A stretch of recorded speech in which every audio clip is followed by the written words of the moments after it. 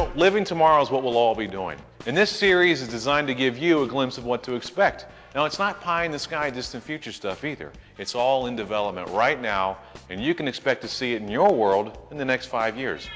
Probably more important than any other question we'll ask on this series is how are we going to power this stuff? Oil is a dangerous source to depend on, and it's going to be gone in a matter of centuries. And by that time, greenhouse gases will have warmed up the Earth considerably. So what are some alternative options? Well, since almost half of our energy consumption goes into the buildings we live and work in, heating them, cooling them, lighting them, that will be a good place to start looking for some fresh ideas and generating and conserving energy. Here at the Living Tomorrow House in Brussels, scientists have approached this problem using 3 main goals.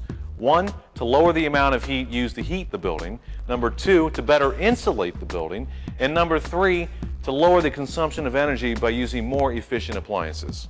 Building systems like this in a larger number of structures will serve the greater goal of lowering the energy used by society as a whole, and will help address other related problems like global warming. Now, when I say the goal is to lower the heat necessary to heat a building, I mean this. Today's heating systems, like gas furnaces and hot water radiators, generate heat in the range of 140 to 176 degrees Fahrenheit.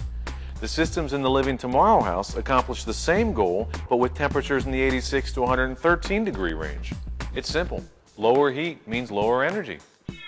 The secret is to distribute the heat more efficiently. Instead of using baseboard heaters and radiators, the house has pipes running through the ceilings, the walls, and the floor, just like right here.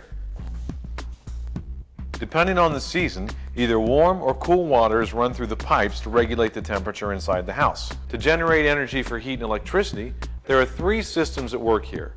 1 is the old standby solar energy. Another is through an innovative heat exchange system known as a heat pump. And the third is a fuel cell system similar to the one used by NASA. Here on the roof we have the house's solar array. There are actually 2 solar energy systems at work here.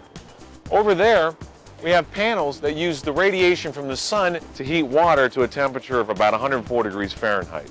This water can be used for heating, bathing, or washing. Over here we have what are known as photovoltaic cells, which convert sunlight into electricity.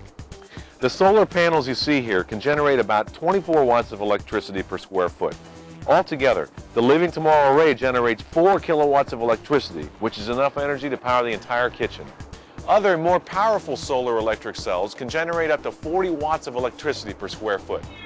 Another heating and cooling system in the house is what is known as the heat pump. It regulates the temperature in the house by essentially turning it into a big refrigerator, using the geoprobes that are attached to these pipes here. In the summertime, cool water runs through the pipes in the house, drawing the heat from the air, just like the mechanism inside a refrigerator. This warm water goes to the heat exchanger, where the heat is transferred to another system that sends it down to the geoprobes, where that heats the ground to temperatures that reach about 71 degrees by the end of the summer.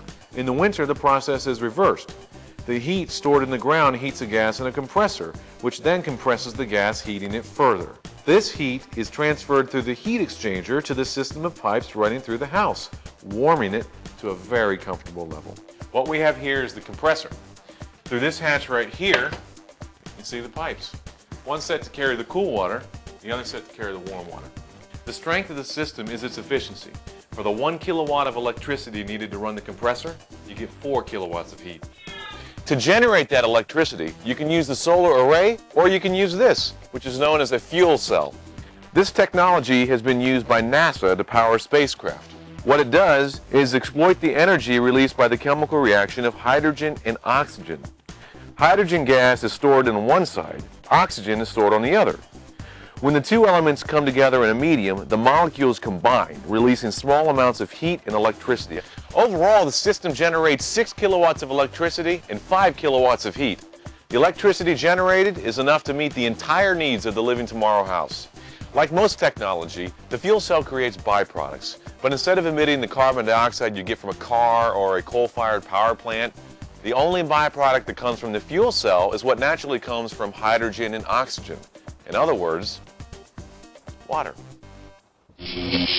As you can see, the energy of tomorrow can come from very basic physical reactions, but the beauty of it is all these technologies can happen at once, so we never have to be reliant on one source of energy again.